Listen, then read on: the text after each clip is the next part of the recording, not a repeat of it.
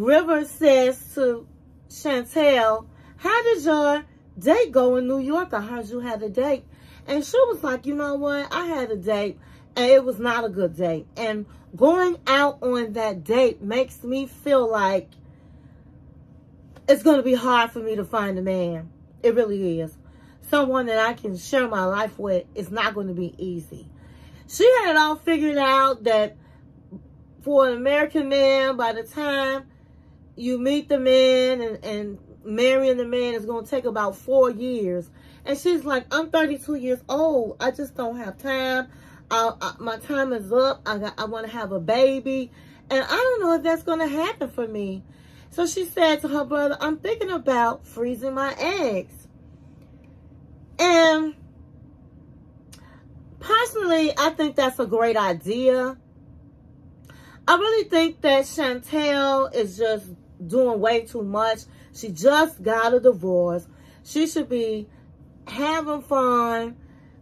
Whether sometimes you're going to have a good day and sometimes you're going to have a bad day, but get out there and try to make it the best out of it and hang with her friends and have a good time and all of the things. I don't think that this is what she should be worried about. But unfortunately, when you've been married for quite some time and then you divorce and you get back into the dating world, you really see that, hey, dating has changed.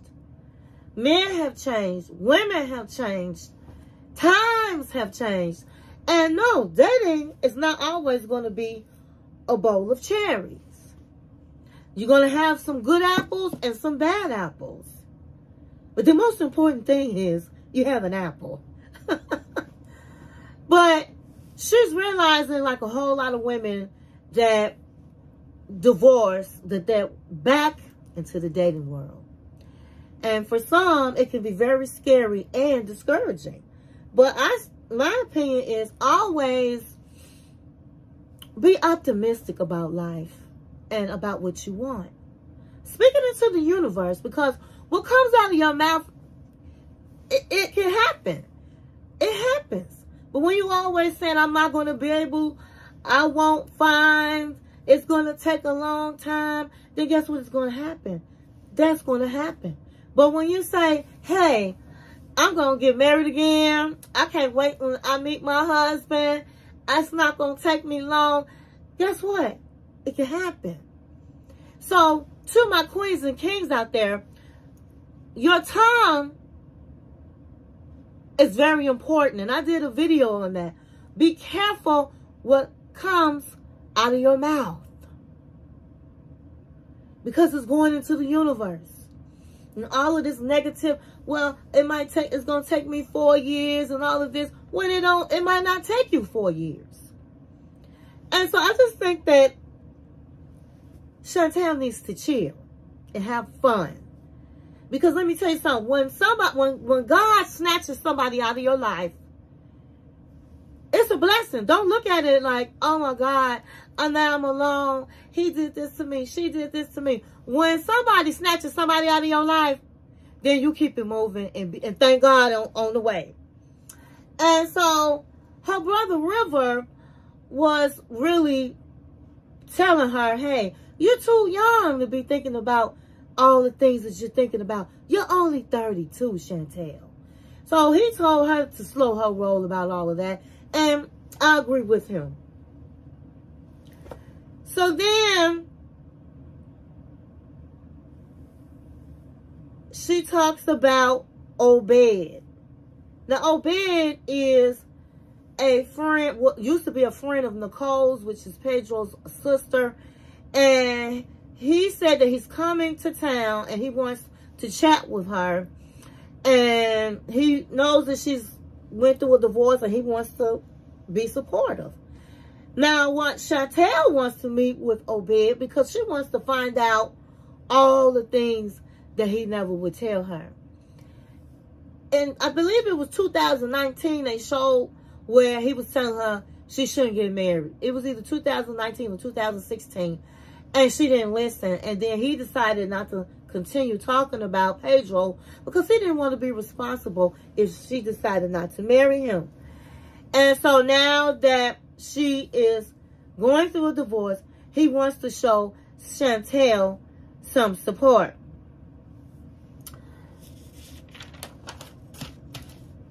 Then they go back to the DR with Scott and Lydia. So Scott calls up Lydia to come to the hotel to tell him about the fight he and Pedro got into. So Lydia comes in and Scott is like hyped up. He's like, yeah, let me tell you about what happened between me and Pedro. And she was like, I'm going to tell you what happened between me and Pedro. Pedro assaulted me. We got into a fight. He came in like, you know, like he wanted to do something. I did push him, and then he assaulted me. Look at my head. And so he busy showing her head, and she touched the head, and he was like, ow! And she kind of snickered. And he said, it's not funny. Your son attacked me and punched me in my head. And so she was looking at him like, whatever, you know. And so she was like, well, that's my son, and my children are very protective of me, and he was protecting me, and that's something normal. He got into a fight. He was fighting over my honor, like in the movies. And he was like, are you serious? So if you think it's okay that your son put his hands on me? And she was like, hey, that's my children. What do you want me to do? They're fighting my honor. And so he said in the confessional, okay, all right. She want to play crazy. I'm going to play crazy too. I'm going to play right with her. So he says to her, you know what? I just want us to be good. I just want us to continue where we left off. I'm not mad. And so she was real surprised. She said, you're not mad? He said, I'm not mad. Let's just continue where we left off. Are you okay with that? And she was like, yes, that's great. That's good. So he said that he's taking this personal in the confessional. I'm taking this personal because she don't even care that her son attacked me. So I'm taking this personal. It's on. It's on. And so he goes, well, hey, baby, let's go on back up. You want to go back upstairs and and make some little Pedros? And she just smiled. And she says, you good with everything? And he was like, yeah. And so she said, okay. He said, well, let's make a toast to Pedro. And they toast. And then he was saying, I'm about to be Pedro's daddy. And he said, this is revenge sex. This right here is revenge sex. So they go in the hotel room and you hear him kissing and baby, baby, baby, baby. I'm like, okay. So once that happened, Lydia goes home to talk with Pedro. So Pedro comes in. He wasn't home. He was like, where you been all night? And she was looking all stupid at the hotel with Scott. And he was looking in disgust. Are you kidding me? He told me what you did, that you hit him in the head, you attacked him. Oh, he said, I attacked him? That's not true. I didn't attack him. He pushed me. And I did it. Do you know, did he tell you why? And she was like, no. Because he was at the hotel talking to all the women and giving his phone number out and taking numbers. And I got it on video. Honey, Lydia looked at the video and she was like, oh, scoundrel. He's a scoundrel. And Lydia was like, he's a pig. She called him a pig. She said he doesn't deserve a second opportunity. And just to think, a man that's serious is not going to do this. A man that want to build a home with you is not going to be out there talking to other women, handing his phone number out. And Pedro was glad. Pedro was like, no, they don't. And so my thing is this. Is Lydia that naive? This man embarrassed her on national TV with another woman. It was said, I said in my last video, that one of the videos, that he told her that he brought the girl to Colombia, to the DR, the lady from Colombia to the DR, because she always wanted to go to the DR and was staying at the same hotel. and then broke up with Lydia for her. That man showed you who he was. My kings and queens, when people show you who they are, you better believe them. You better believe them. And she didn't believe them. So now she done got burnt. But now, at the end of the day, I really feel that Lydia just wanted some sex. She hadn't been with a man in 12 years. I don't blame her. She wanted to roll around in the hay, and that's the only man that she has been in contact with in 12 years. So what she should have done, if that's what she wanted, she should have went on with it and then let him go. Tell him to go back home. Instead of sitting there acting like they really could be in a relationship. This man is a scoundrel. And so Chantel ends up going back to Chantel. She meets Obed at a restaurant. Now, to me, I really wouldn't want to meet Obed and find out what her ex-husband did. The key word is ex. Why does she have to know all the details in order to have closure? It's just going to make her feel even worse. When you really are done with somebody, you don't want to hear nothing about them no more. You don't care about what they did in the relationship because it's the past. But because she still loves Pedro, she wants to beat herself up by listening to this man. And I as a man, as her friend, I wouldn't even want to say all these things to her. Because let me tell you something. If you choose not to have said it at that time to me, you should just continue not to say it.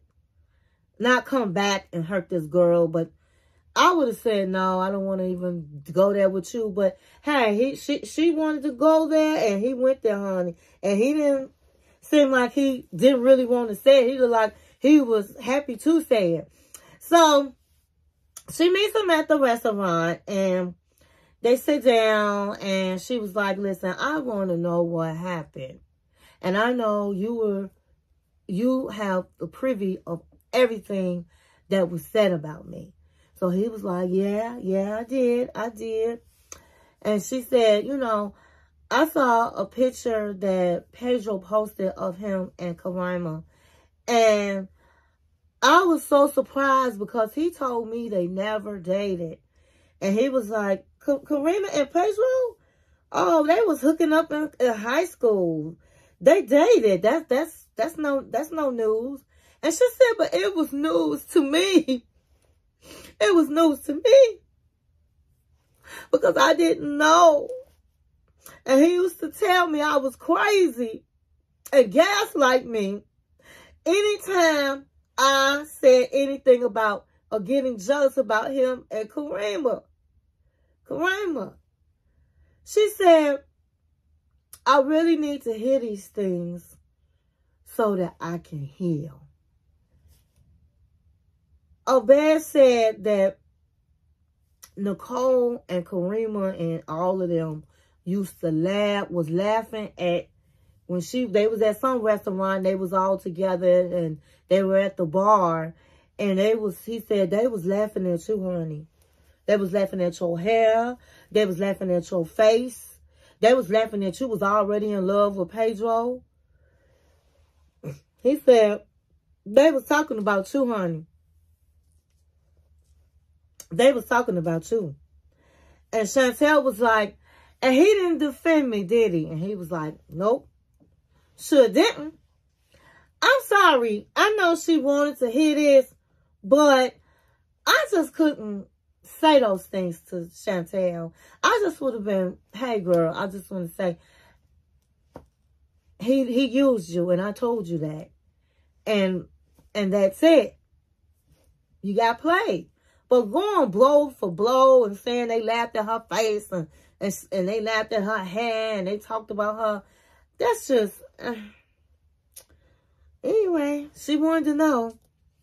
So then Chantel said, I really don't think Pedro wrote his vows because it just didn't sound like him. And so I'm asking you, did he write his vows?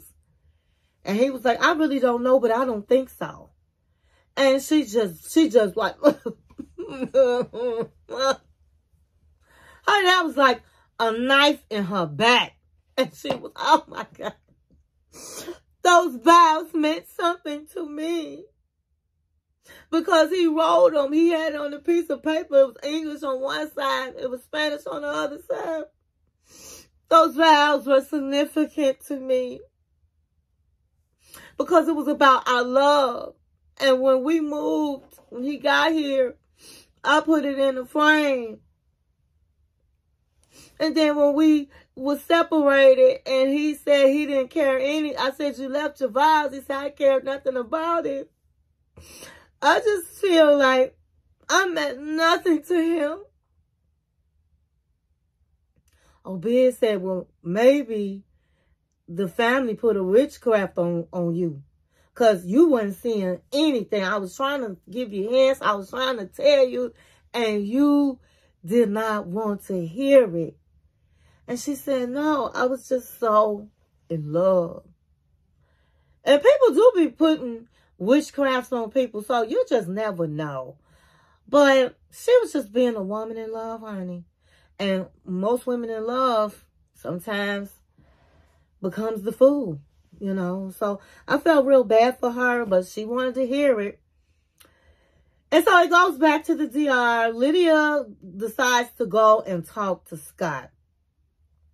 So she go to Scott's hotel, honey, and she was looking real cute, honey. She had a white piece with a belly out, some jogging pants and they was fitting her curves. Lydia was looking good, honey. And so Scott opens the door and Lydia shows the video and she screams, explain this to me. Explain this to me. And he like looking like he was busted. And he was like, you're crazy. You're loco. You're crazy. You know, when you got caught up in everything, you've been busted out, honey. And Lydia was like, you can't, the video not lying. So it's hard to get out of that one. So when you've been busted, all you could do was scream and yell and call the other person crazy. You crazy. You loco, girl. Get out of my face. You crazy. And he was busted. Y'all gonna get some people to watch me. So he said, you, your son, your Nicole, all y'all never gonna have nobody. Because y'all loco. So, honey, she turned around and she said, you fat. You're ugly. Your sex is bad. Any woman that sleeps with you is going to catch a STD. And he was like, when he heard all of that, he was like, gloves is off. He said, let me tell you something, baby. You said you ain't had sex in 12 years and you act like it. You all stiff in the bed, not even moving. Girl, you got some nerve talking to somebody about somebody. And so she said, you bastard. And he was like, get out of my room. And he was like, she said, it's over. It's over. We will never be together. It's over. And my thing is this. Scott is a pig. And he is a bastard. Because even though Lydia, she hit below the belt, absolutely. But at the end of the day, he's a liar. He didn't really care about Lydia. He was caught red-handed giving numbers to a woman. And so just on that alone and being a gentleman, all he had to say was, you know what? I'll let you have all of that. Okay. If I'm mad in the bed, you came, I done been with you several times. He didn't have to call her, you know, say the things that he said to her. So that just goes to show he's a scoundrel and he's just no good. And he's a pig. So Lydia goes home and she let Pedro know she let Scott have it. And Pedro was all for it. And he was like, that's all right, mama, because you look good, which she did. And he was like, shake it, shake it, shake it. And she was shaking it, shaking it. And he said, oh, that's enough, mama. That's enough. He said, my mama is beautiful. She's smart, intelligent. She didn't need nobody like that. But at the end of the day, my mother, all those things. But when it comes to a man, my mama can't pick him. And he's right about that. He's absolutely right about that.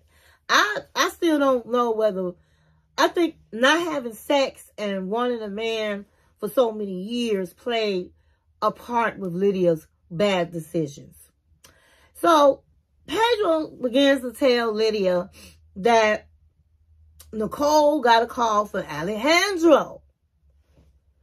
Alejandro told Nicole that Karen, Chantel's mom, contacted him and wanted to get some information on Pedro, that they still trying to get him deported and they are still investigating him. And Pedro's mother was so mad. And then he calls Nicole up, and Nicole telling the story. And they was like, mama was like, listen, we need to teach them a lesson, honey. They've been messing with my boy, and he ain't bothering nobody, and they still trying to do that to him. Lydia said, we need to plan something. And so Pedro was like, my family been peaceful. We have not been bothering anybody. And for them to still try to investigate me, for them to still try to deport me, at this point, they know my family. At this point, I don't care what the plan is. Whatever it is, they deserve it. So, honey, Nicole and Lydia go to this voodoo botanical store. And they like, since they always like to say we do voodoo, let's put a scare on them. So they go into this shop and they tell the men in the shop that they want to scare somebody because they always say they do witchcraft. And they want him to pick out the scariest witchcraft dolls, and they want to send it to them. So the man picked out a doll that was in a coffin, one for Karen, for everybody in the family. And then they put some stick pins in them. And then they put it in a box with some more stuff. And they was laughing the whole time. Oh, yeah, this going to scare them. This going to get them bothering us all the time. So they go ahead on and mail the package. And the package was delivered to Chantel's family's house, mom and dad's house. And Chantel opens the box and she said her jaw fell to the floor because she had never seen some of the things that she seen before. That the package, they put the package outside in the fire pit, and then their brother, River, burns it up. Chantel's mama was spraying disinfectants all over, and it was like, this is crazy. I told you, Chantel, her mama said, I told you they put a spell on you. This family is crazy. Oh no, we're not going to do any black magic on our family. And so as River was burning the box up, he said they came from hell and they're going back to hell. And Chantel was so angry. The whole family was so angry that Chantel decides that by them sending the box, it meant war. And she screamed, I'm going to the DR.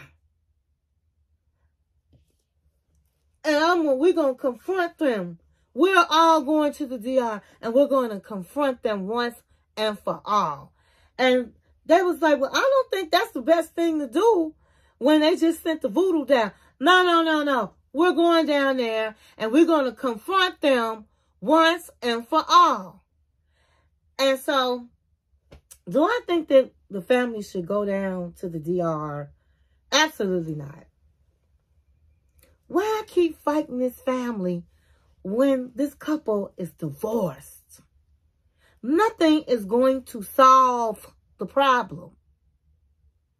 Even if he got shipped back, which I doubt if that happens, back to DR, even if he was deported back, she's still going to feel a certain way because her heart, she needs to just let it heal. And it's just not working out. And then she talked to the friend, Obed, that just riled her up even more. But Chantel really just need to move on. But I guess we wouldn't have a show if she didn't move on. If she does move on. So that's going to end the review of the family Chantel. I can't wait till next week. They showed next week that they do go to the DR and they like having a showdown in the DR. So I can't wait to see what happens next week. I hope you enjoyed this video and thank you for watching my channel.